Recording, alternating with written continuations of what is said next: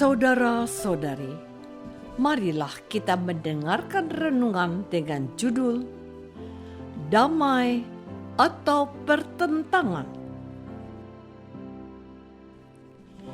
yang berdasarkan pada Injil Lukas bab 12 ayat 49 dan 51. Aku datang untuk melemparkan api ke bumi, dan betapakah aku harapkan api itu telah menyala. Kamu menyangka bahwa aku datang untuk membawa damai di atas bumi? Bukan, kataku kepadamu, bukan damai, melainkan pertentangan. Dalam nama Bapa dan Putra dan Roh Kudus. Amin. Saudara-saudari terkasih dalam nama Tuhan Yesus Kristus. Ketika membaca perikop Injil hari ini, muncul kekacauan pikiran dalam diriku. Bukankah ketika merayakan hari Natal kita bergembira dan mendengarkan lagu-lagu yang memberikan harapan, sebab inti dari pesan yang diagungkan adalah damai di bumi kepada orang yang berkenan kepadanya. Mengapa Tuhan Yesus berkata kepada para pendengarnya, "Kamu menyangka bahwa aku datang untuk membawa damai di atas bumi? Bukan, kataku kepadamu, bukan damai, melainkan pertentangan." Bagaimana aku harus menyelaraskan dua pesan yang bertentangan ini? Bukankah Yesus lahir dengan membawa pesan damai kepada umat manusia? Mengapa hari ini Ia menyampaikan sesuatu yang beda sama sekali? Namun, keterangan selanjutnya mengatakan bahwa tidak ada damai di antara orang-orang yang memiliki kedekatan kekerabatan. Ayah dan anak tidak bisa berdamai. Mengapa? Ibu dan anak bisa tidak bersepakat. Mengapa? Saudara-saudari terkasih, penginjil Lukas menemukan fakta dalam kehidupan jemaat perdana bahwa ada beberapa orang yang dikucilkan oleh orang yang tercintanya karena mereka memilih untuk percaya kepada Yesus dan menerima Dia sebagai juru selamatnya.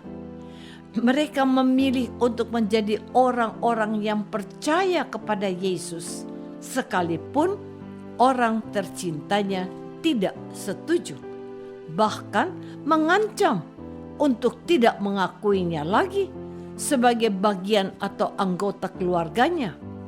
Yang terjadi justru pembelahan dan pemisahan di antara orang-orang yang dulunya saling mencintai.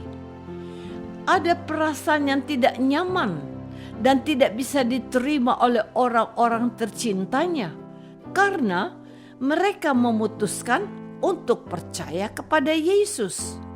Mereka ditolak, mereka dikeluarkan dari kerabatannya karena pilihannya mengikuti Yesus.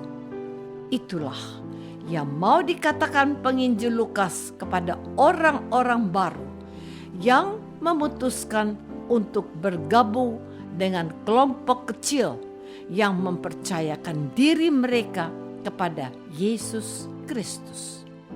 Mereka akan ditolak. Saudara-saudari terkasih, mengikuti Yesus bukanlah perkara mudah. Tuhan Yesus sendiri sudah menegaskan sejak awal.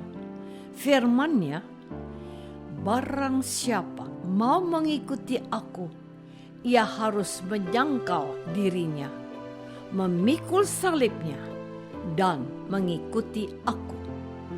Bukan hanya itu saja, bahkan dengan sangat tegas Tuhan Yesus mengatakan, barang siapa mengasihi ayahnya, ibunya, rumahnya, dan miliknya melebihi Aku, ia tidak pantas bagiku.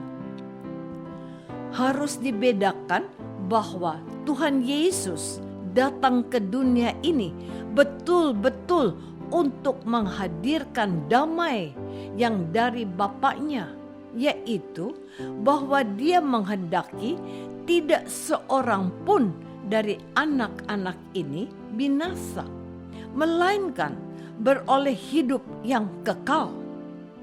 Namun pada masa itu, bahkan sampai hari ini, ketika orang memutuskan untuk mengikuti Yesus setelah mengenal Dia secara pribadi, ada saja orang-orang yang keberatan atas keputusan yang diambilnya itu. Seorang baptisan baru berkata, "Saya sekarang tidak diterima oleh orang tuaku dan saudara-saudariku karena aku mengganti agamaku dan memilih untuk menjadi Kristen. Tapi saya mempunyai banyak saudara baru yang seiman. Betul, saya kehilangan kekerabatanku dengan orang-orang yang kucintai. Tapi saya percaya suatu saat mereka pasti akan mengerti mengapa saya memutuskan menjadi orang Katolik dan dibaptis." Pungkasnya, apa yang dikatakan oleh Santo Lukas 2000 tahun yang lalu masih menjadi pengalaman orang-orang baru yang memutuskan menjadi pengikut Kristus setelah mereka tumbuh dewasa dan disentuh hatinya oleh kasih Kristus dan menjadi Kristen. Saudara-saudari terkasih, inilah penegasan yang mau disampaikan oleh orang-orang terpilih, sebab mereka tidak terlahir dan tumbuh dalam lingkungan orang Kristen atau Katolik. Mereka mengenal Yesus Kristus secara kebetulan karena perjumpaan dengan orang-orang yang bersaksi tentang iman mereka. Mereka bisa jadi Anda atau teman mereka di lingkungan pergaulan atau lingkungan kerja, atau bahkan melalui kesaksian di media internet atau televisi. Ada sesuatu yang mengetuk hati mereka, menggetarkan nuraninya, dan menginspirasi jiwanya untuk menyerahkan hidupnya kepada Yesus dan menerima Dia sebagai juru selamatnya. Namun inilah kenyataan yang harus mereka temui. Mereka dikucilkan dan disingkirkan oleh kerabatnya karena keputusannya mengikuti Yesus sebagai Tuhan dan juru selamatnya.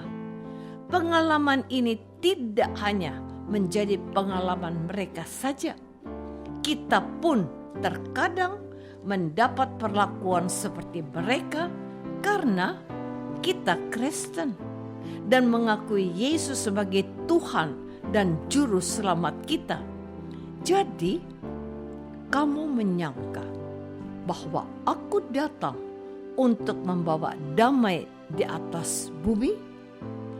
Bukan. Kataku kepadamu, bukan damai, melainkan pertentangan. Apakah aku akan bertahan dan setia kepada Yesus sekalipun terjadi penolakan? Marilah kita berdoa. Bapa yang Maha Baik, terima kasih sebab kami telah menjadi pengikut Yesus dan percaya kepada Putra-Mu. Pilihan ini membuat kami ternyata tidak nyaman dan dikucilkan. Bantulah kami setia kepada Yesus, Tuhan dan Juru Selamat kami. Amin.